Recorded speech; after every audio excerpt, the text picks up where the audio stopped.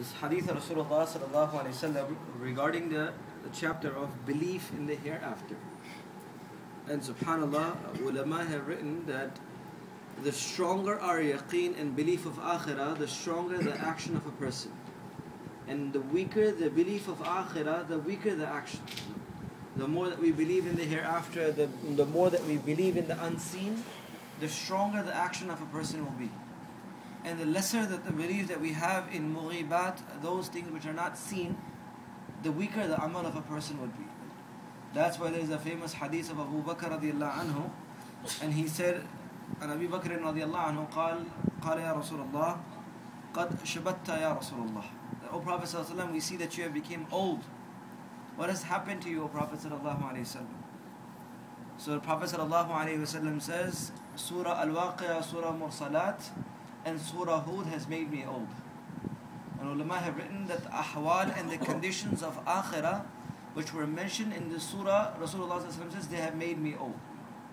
So the more that we believe in akhirah, the stronger the action of a person will be. And today, subhanallah, the yaqeen of akhirah is not in front of us. The things which are supposed to happen, the things which will happen, is away from our minds. And that's why we have to continuously discuss and speak about this.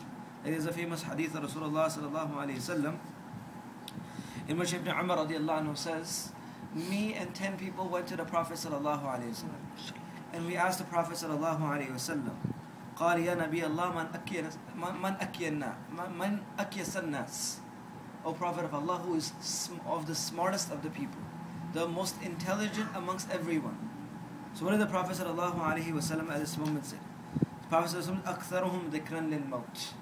The one who remembers the death the most is the most intelligent person, right?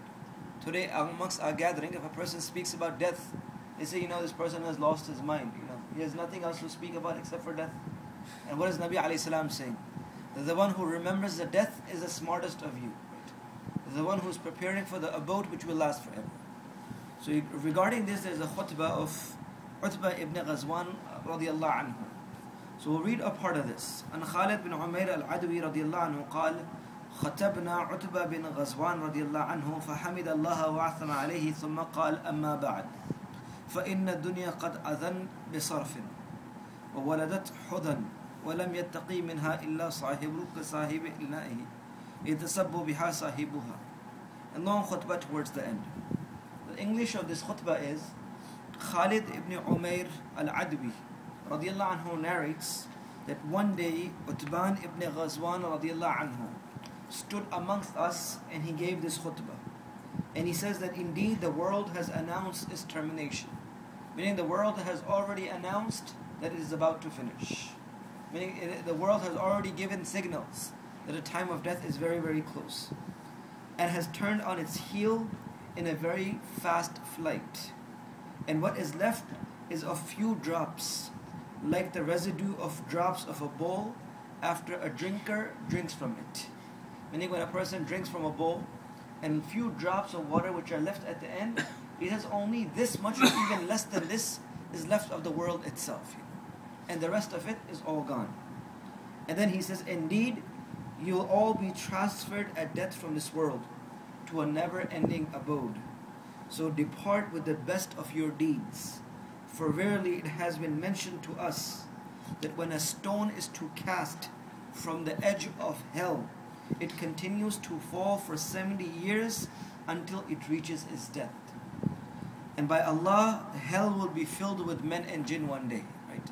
So Utban bin Ghazwan radiallahu anhu was saying that if you throw the fire from the corner of Jahannam, it will take 70 years for it to reach the depth.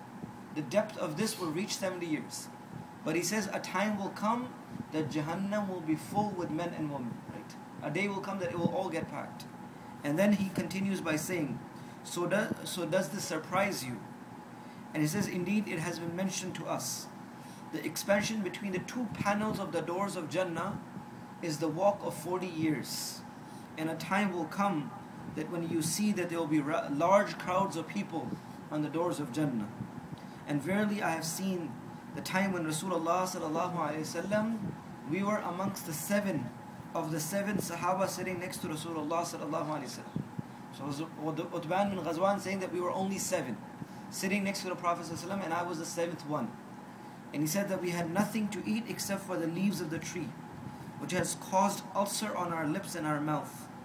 And I managed to acquire a board of tree to get something for myself.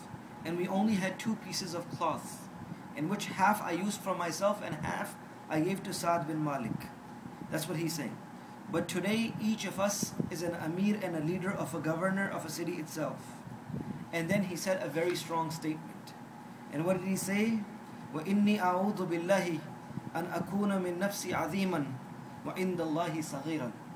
And he says, I ask Allah for refuge for a time that I consider myself to be great, but I'm considered nothing in the eyes of Allah subhanahu wa ta'ala. Right?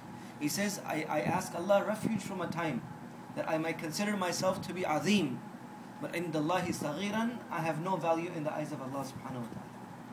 So the khutbah of Uthman ibn Ghazwan radiallahu anhu is giving us a reminder, right? That the life that we are living, brothers and elders in Islam, is very short life. Rasulullah sallallahu alayhi wa sallam says that the average age of my ummah is 60 to 70 years. And everyone will have to go one day.